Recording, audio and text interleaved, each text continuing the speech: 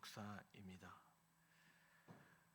사람이 바뀌어야지 하나님이 역사하시고 또 그 결과 교회가 부흥하는, 교회가 온전히 회복하는 것을 볼 수 있습니다.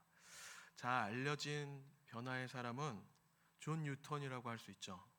그는 예수를 만나기 전에는 노예 무역을 종담았던 사람입니다. 근데 그가 변화되자 그가 찬송을 작사했는데, 나 같은 죄인 살리신 주 은혜 놀라워 라고 고백하는 그 찬양, 어메이징 그레이스죠. 그 찬양이 전 세계에 함께 찬송되고 있습니다.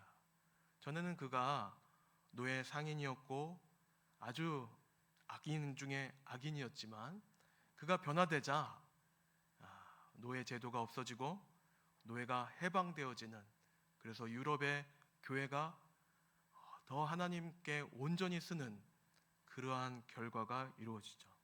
여러분, 마찬가지로 한 사람의 회심이 그만큼 중요합니다. 하나님께서는 새로운 일을 시작하실 때 한 사람의 회심을 통해서, 한 사람의 변화를 통해서 역사하신다는 것입니다. 그렇기 때문에 오늘 우리 이 밤에 기도할 때, 주님 나를 사용하여 주시옵소서, 우리를 사용하여 주시옵소서 기도하면서 주여 나를 변화시켜 주시옵소서 라고 기도할 때 하나님께서 우리를 축복해 주신다는 것입니다. 성경에서 가장 극렬한 변화를 보여주는 사람이 오늘 있습니다. 사울이라는 청년이었습니다. 어쩌면 이 사울은 변화될 수 있을까? 전혀 변화하고 무관한 사람 같아요. 세례 요한은 구약의 모든 말씀을 연구하면서 메시아가 곧 오시겠구나, 우리가 기다렸던 저 메시아가 바로 예수 그리스도네 라고 하면서 예수를 따랐죠. 니고데모도 그렇습니다. 영적인 사모함이 있었어요. 진리가 무엇인가, 교훈을 받고 싶다. 그리고 예수님께 밤에 찾아왔잖아요. 근데 지금 사울이라는 청년은 지금 어떤 상태입니까? 마음속에 영적인 것에 대한 사모함이 있습니까? 말씀을 읽으면서 지금 묵상하고 그 결과가 무엇인지 살피는 그러한 마음이 있습니까? 아닙니다. 증오가 가득합니다. 분노가 가득해요. 적극적으로 저 이단, 예수 십자가의 죽음이 마땅하고 예수를 따르는 사람은 내가 다 잡아서 죽이리라 라는 그런 적개심과 분노로 지금 걸어가고 있습니다. 여러분, 그런데 놀라운 사실은 이렇게 예수님을 대적하고 예수를 믿는 사람을 다 죽이려고 하는 그 사람을 우리 예수님께서 먼저 찾아가셨다는 것입니다. 여러분, 때때로 우리는 복음을 전하거나 사랑을 베풀 때 도저히 나의 섬김과 사랑이 먹히지 않을 것 같아. 내가 복음을 전해도 전혀 반응이 없을 것 같아. 그렇죠. 사실 세상에 많은 사람들이 복음을 준비되어져 있지 않는 것처럼 보여요. 어떤 종교 체계에 완전히 묶여서, 불교에 사로잡혀 있어서, 이슬람에 사로잡혀 있어서, 아니면 이단 교리에 완전히 사로잡혀 있어서 전혀 복음이 들어갈지 않을 것 같은 사람, 또 예전에 받았던 교회에서의 어떤 상처 때문에 교인이 접근하면 저리 가세요 라고 마치 가시가 있는 그런 말처럼 하는 사람들도 있습니다. 그런데 하나님의 은혜에는 결코 거리감이 없습니다. 희망이 없다, 저 사람에겐 소망이 없다, 그런 사람을 혹시 하나님은 주목하고 있지 않으실까요? 왜냐하면 변화의 폭이 더 크기 때문에 그 사람만 바뀌면 하나님의 나라가 더 왕성하게 펼쳐지겠구나라는 하나님의 긍휼과 사랑의 크기가 있다는 것입니다. 여러분, 그러기 때문에 혹시 주변에 여러분에게 좀 힘들게 하는 사람이 있다면, 회사에 그런 상관이 있다고 하면 가정에 아니면 이웃 가운데 저렇게 못된 사람이 있는가 라는 사람이 있으면 어떻게 해야 될까요? 이 밤에 주님, 존 뉴턴도 변화되었고 사울도 변화되었는데 주님, 그 사람 변화시켜 주시옵소서 라고 기도하는 저희가 되기를 원합니다. 여러분, 사울이 다메섹으로 걸어가고 있습니다. 그때 예수님을 만나죠. 그 예수님은 말씀으로, 음성으로 들립니다. 사울아, 사울아, 내가 어찌하여 나를 박해하느냐? 이 말은 따뜻한 위로의 말은 아닙니다. 책망의 말이죠. 여러분, 주님의 말씀은, 주님의 복음은 어쩔 때는 단지 위로하는 말, 좋은 말, 따뜻한 말, 격려하는 말, 칭찬하는 말 아닐 수 있습니다. 왜냐하면 복음은 죄를 분명히 지적하고 있거든요. 나는 내가 박해하는 예수라. 사울은 깨달았습니다. 난 지금까지 하나님 섬긴다고 하면서, 이 유대교를 지킨다고 하면서 지금 내가 이렇게 열심히 그리스도인들을 잡아서 박해했는데 이것이 모두 하나님을 대적하는 일이었구나 깨닫게 되십니다. 여러분, 주님의 음성이 따뜻하지 않더라도 좀 아플 수도 있습니다. 나의 양심을 흔드는 말씀일 수 있어요. 그런데 그 말씀에 아멘 하시길 바랍니다. 여러분, 진정한 변화는 회개 기도를 통해서 우리의 심령에 주여 예수의 보혈로 우리의 허물을 다 씻어 주시옵소서 라고 기도할 때 우리의 영이 열리고 하나님의 은혜가 시작되어지는 것입니다. 여러분, 은혜는 곧 변화입니다. 사울은 그 예수님의 사울아, 사울아, 내가 어찌하여 나를 박해하느냐 라고 했을 때, 나는 내가 박해하는 예수라 했을 때 질문을 하나 합니다. 오늘 5절에 보면 주여 당신은 누구입니까? 여러분, 이 질문처럼 모든 인생 가운데 필요한 질문이 있겠습니까? 로드십을 말하죠. 당신은 누구입니까? 당신은 나의 주인입니까? 여러분, 예수님을 마음속에 영접하고 우리의 인생에 영접한다는 것은 무엇이죠? 주님의 다스림을 받겠습니다. 이제는 내 인생은 나의 것이 아니고 주님이 이끄시는 대로, 주님이 이끄시는 대로, 나를 다스리는 대로, 인도하시는 대로 내가 가겠습니다. 그래서 예수님에 대한 소문 듣고 예수님 참 좋으신 선생님이야, 예수님은 참 많은 기적들을 베푸시고 아주 친절하신 분이야, 좋은 사람이야 라는 것으로는 충분하지 않습니다. 여러분들에게 예수님은 누구이십니까? 그래서 예수님은 제자들에게 자주 물으셨습니다. 너희는 나를 누구라 하느냐? 베드로가 이렇게 대답했죠. 마태복음 16장 16절에 보면 아주 위대한 고백 아닙니까? 주는 그리스시오 살아계신 하나님의 아들이시나이다.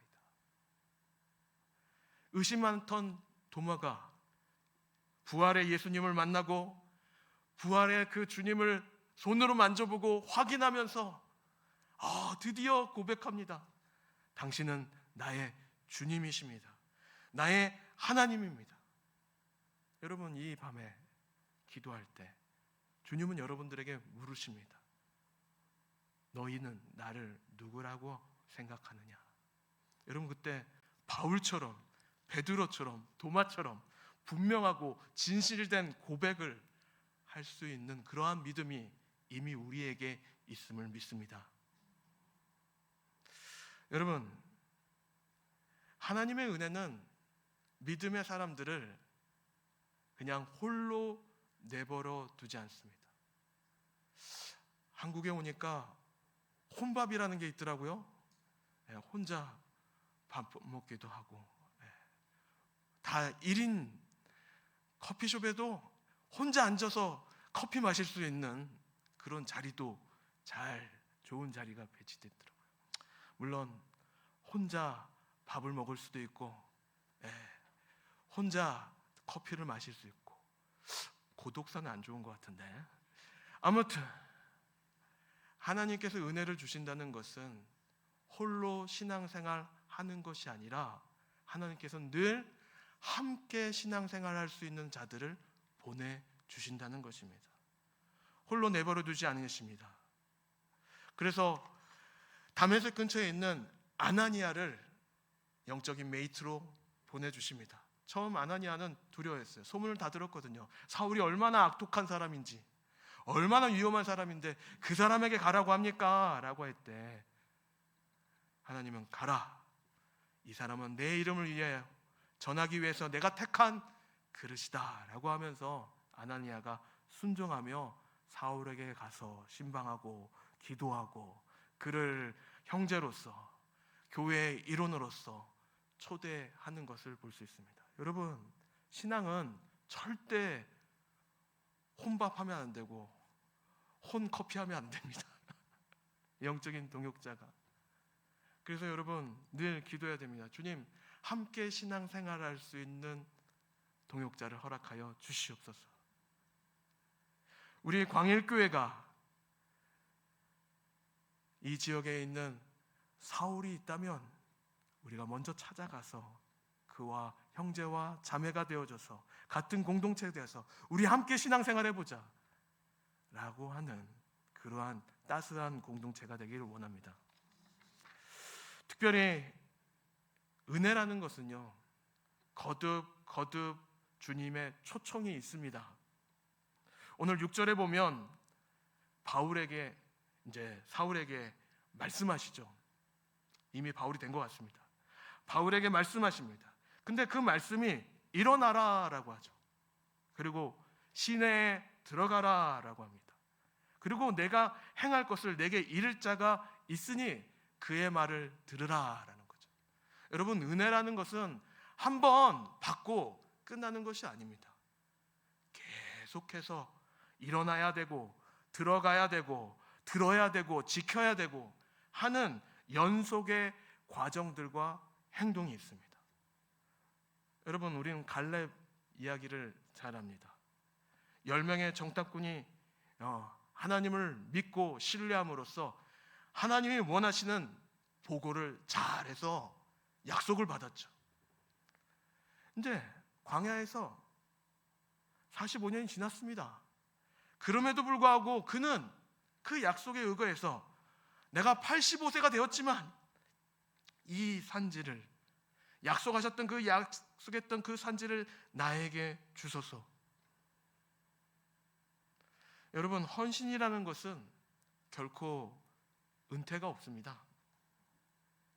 과거에 나는 이랬어 중요하지 않습니다. 오늘 내가 변화되고 있는가? 오늘 또 다른 헌신으로 나아가고 있는가? 바울은 하나님의 말씀을 듣고 이제는 순종합니다. 하나님의 명령을 하나 말씀하시면 그 말씀 아멘하고 순종합니다. 그렇기 때문에 위대한 사도가 되었죠. 1차 전도여행, 2차 전도여행, 3차 전도여행, 한 교회를 세우고 또 다른 교회를 세우고, 한 사역을 하면 또 다른 사역하고, 최선을 다해서, 물론 우리 안에 휴식도 필요하고 잠깐 멈춤도 필요합니다. 그러나 휴식이 끝나고 멈춤이 끝나면 다시 하나님 앞에 예배하고 기도하고 사랑하고 섬기고. 여러분, 신앙생활에는 결코 파업이 없지 않습니까? 여러분, 말씀을 맺겠습니다. 사울의 회심, 그것은 하나님의 은혜가 얼마나 큰지, 얼마나 강력한지 보여주는 사건입니다. 한 사람의 회심을 통해서 결국은 위대한 초대교회가, 그 부흥이 열리고 교회가 세워집니다. 고린도전서 15장 9절부터 10절까지 사도 바울은 이렇게 겸손하게 고백합니다. 나는 사도 중에 가장 작은 자라. 나는 하나님의 교회를 박해하였으므로 사도라 칭함받기를 감당하지 못할 자니라. 그러나 내가 나된 것은 하나님의 은혜로 된 것이니 내게 주신 그 은혜가 헛되지 아니하여 내가 모든 사도보다 더 많이 수고하였으나 내가 한 것이 아니요 오직 나와 함께 하신 하나님의 은혜로다. 여러분, 사랑하는 성도 여러분, 저희는 믿음으로 바울과 같은 고백을 해야 될 줄 믿습니다. 내가 나된 것은 하나님의 은혜입니다. 그래서 내가 더 많이 수고하고 더 많이 헌신하면서 더 많이 변화하겠습니다. 주님, 나를 사용하여 주시옵소서. 우리 광일교회를 사용하여 주시옵소서 라고 고백하는 오늘이 되기를 원합니다. 주님의 축복이 넘치기를 원합니다. 이 시간 우리 함께 말씀을 생각하면서 주님, 사울이 바울이 되었던 것처럼 주여 우리도 변화되게 하여 주시옵소서. 변화된 폭만큼 우리를 사용하여 주시고 거룩한 부흥이 우리의 심령 가운데 있게 하여 주시옵소서. 우리 날마다 개인을 위해서 이 시간에 기도했으면 좋겠습니다. 우리 기도하시기 전에 찬양하시겠습니다. 주 찬양합니다. 같이 찬양할까요?